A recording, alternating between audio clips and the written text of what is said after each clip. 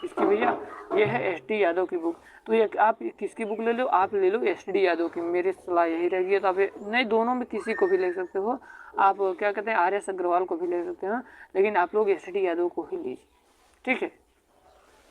आपका रहा अब रीजनिंग की बात, तो रीजनिंग 100% सही करना होगा दोस्तों, क्योंकि रीजनिंग इतना कठिन है नहीं, बोरिंग भी नहीं है और आसान भी है। आपको दिशाओं का ज्ञान होना चाहिए, यही सब सारे प्रश्न, बहुत सारे प्रश्न आपको बनेंगे जो बिल्कुल आसान रहेंगे।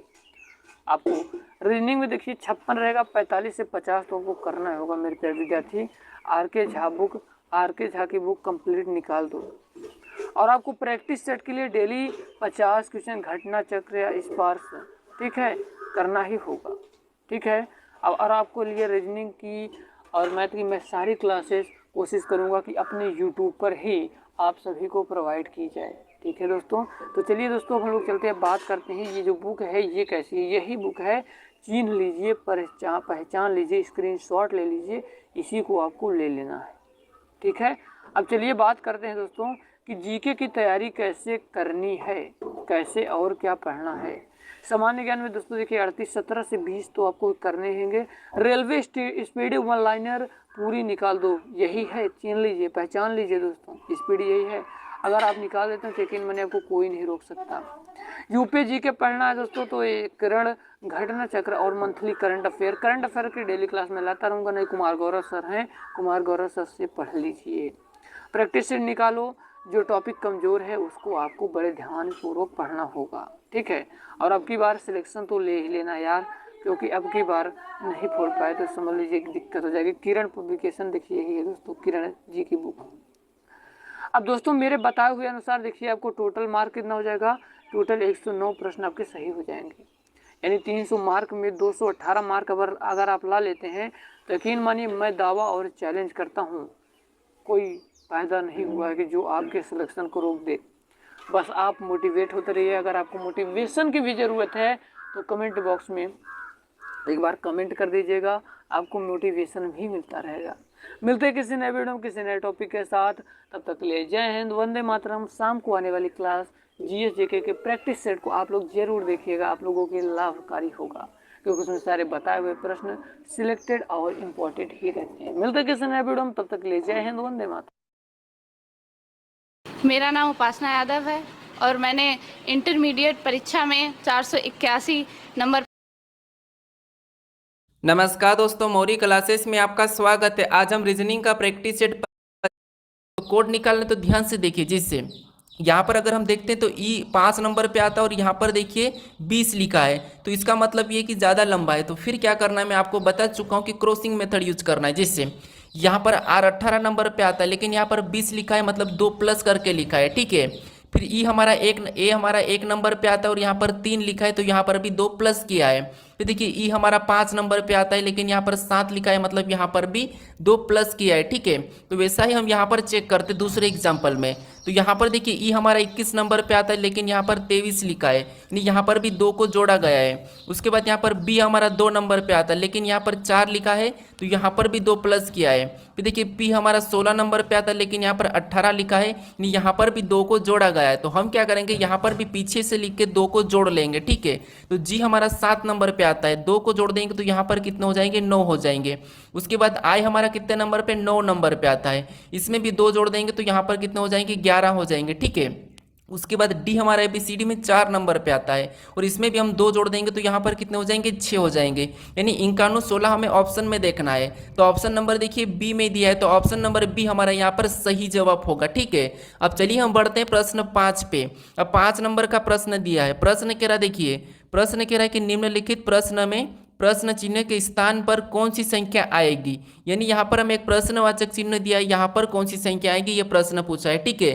तो जब भी इस टाइप का प्रश्न पूछा जाता है तो मैं आपको बता चुका हूँ कि कैसे सोल्व करना है। जो प्रश्नवाचक चिन्ह दिया है, ठीक है, इसी की जगह बाकी की संख्या कैसे लिखी है ये सबसे पहले तो आपको पता करना है, ठीक है। तो जिससे यहाँ पर हम क्या पता करेंगे कि जो 3 लिखा है ये कैसे लिखा है। इन 2 संख्या को ऐसा क्या किया कि यहाँ पर ये 3 लिखा है, हम भी सेम तरीके से इन 2 संख्या को वैसा ही करेंगे, ठीक है। चाहे जोड़ सकते सकते, घटा सकते, माइनस का कुछ भी कर सकते, ठीक है। तो देखिए जैसे यहाँ पर अगर हम इन संख्या को आपस में जोड़ देते हैं तो यहाँ पर आपस में जोड़ने पर हमारे कितने हो जाएंगे, 27 हो जाएंगे, ठीक है। कितने हो जाएंगे, 13 और 14 को जोड़ेंगे तो 27, और 27 को अगर 9 से काटते हैं, क्योंकि हमें तो 3 का पता करना है, तो इसको 9 से काटेंगे तो यहाँ पर हमारे बराबर कितने हो जाएंगे, 3। और देखिए यहाँ पर 3 दिया है। अब इसी तरीके से यहाँ पर चेक करते हैं, ठीक है।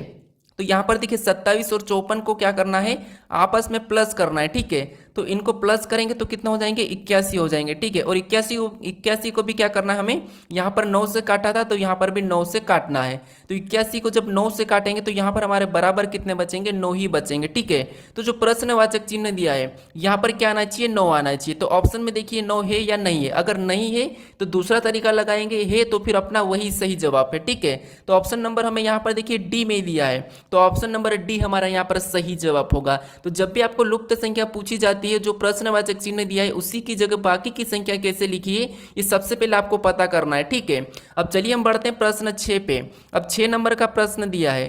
प्रश्न कह रहा है कि निम्नलिखित प्रश्न में दिए गए विकल्पों में से विषम अक्षर समूह का चयन करें। यानी यहाँ पर हमें कुछ विकल्प, 4 विकल्प दिए, इसमें संख्या लिखिए, ठीक है। इसमें से हमें विषम बताना है। तो अब देखिए क्या करना है, सबसे पहले तो आपको पता है, हम संख्या को ध्यान से देखते हैं कि संख्या किसी का वर्ग लिखा है या किसी का घन लिखा है। अगर संख्या बड़ी हो तो फिर आपस में उसको क्या करना है, जोड़ के देखना है। तो जैसे यहाँ पर देखिए, इनको अगर हम आपस में जोड़ते हैं तो 4 और 2 6, और 6 में 6 को जोड़ेंगे तो यहाँ पर टोटल कितने हो रहे हैं, हमारे 12 हो रहे हैं, ठीक है, इनको जोड़ने पर।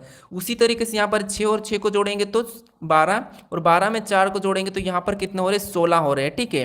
फिर देखिए उसके बाद यहाँ पर 2 और 3 को जोड़ेंगे तो 5, 5 में 8 को जोड़ेंगे तो यहाँ पर कितने हो रहे हैं, 13 हो रहे हैं, ठीक है। कितने, 13। उसके बाद यहाँ पर देखिए ऑप्शन डी, 3 और यहाँ पर 8 को जोड़ेंगे तो 11, 11 में 7 जोड़ेंगे तो यहाँ पर कितने हो रहे हैं, 18 हो रहे हैं। अब देखिए हमें क्या कहा था कि विषम का चयन करें, यानी कि अलग बताना है। तो यहाँ पर अलग हम कौन सा बताएंगे, कैसे बताएंगे, तो देखिए जैसे यहाँ पर हमारे एक संख्या हमें दिखी जो कि है 13, ये 13 जो है, ठीक है, ये क्या, एक विषम संख्या भी है और अभाज्य संख्या भी है। तो यही हमारी क्या हो जाएगी, विषम हो जाएगी, ठीक है, क्या हो जाएगी, विषम। तो ऑप्शन नंबर हमारा कौन सा, यहाँ पर सी वाला अलग होगा, यानी ऑप्शन नंबर सी ही हमारा यहाँ पर सही जवाब होगा, ठीक है। तो जब भी आपको संख्या बड़ी दे और वहाँ पर अगर वर्ग घन किसी का न हो तो फिर आपको क्या करना है, वहाँ पर जोड़ के देखना है, तो आपका ऑटोमेटिक आंसर निकलेगा। अब चलिए हम बढ़ते हैं प्रश्न 7 पे। अब 7 नंबर का प्रश्न दिया है। प्रश्न कह रहा है कि नीचे दी गई अक्षर श्रृंखला श्रेणी में रिक्त स्थान को पूर्ण कीजिए। यानी यहाँ पर हमें अक्षर दिए हैं और कुछ रिक्त स्थान भी है, ठीक है। यहाँ पर हमें किन अक्षर को भरे कि हमारी ये अक्षर श्रृंखला पूरी हो। तो देखिए इस टाइप के जब भी प्रश्न पूछे जाते हैं तो मैं आपको बताया था कि उनको काउंट करना है या फिर 3 4 में भाग करना है, ठीक है। तो जैसे यहाँ पर हम गिन लेते हैं 1 2 3 4 5 6 7 8 9 10 11 12, टोटल हमारे कितने हो रहे हैं, 12 हो रहे हैं, ठीक है। मतलब हम 3 में भी काट सकते, 4 में भी काट सकते। अब देखिए एक बार हम क्या करते हैं, 4 4 में इसको अलग करके देख लेते हैं, ठीक है। अगर जोड़ा बनता है तो फिर सही हो जाएगा। तो ये हमने 4 4 में अलग किया। अब देखिए यहाँ पर हम क्या करेंगे, सी से पहले कौन सा है वो देखेंगे। तो यहाँ पर देखिए सी के बाद कौन है, एफ है, मतलब यहाँ पर हम एफ को भर लेंगे, ठीक है। यहाँ पर किसको भरेंगे, एफ को। अब हमें क्या देखना है, एफ के बाद हमारा यहाँ पर बी बन रहा है, ठीक है, और यहाँ पर भी एफ के बाद बी है। लेकिन अब यहाँ पर देखिए बी से यहाँ पर सी से पहले हमें बताना है, तो यहाँ पर देखिए जो डी दिया है, ठीक है, यहाँ पर एफ से पहले क्या हो जाएगा, तो यहाँ पर आप कहोगे एफ से पहले यहाँ पर क्या हो जाएगा, सी हो जाएगा।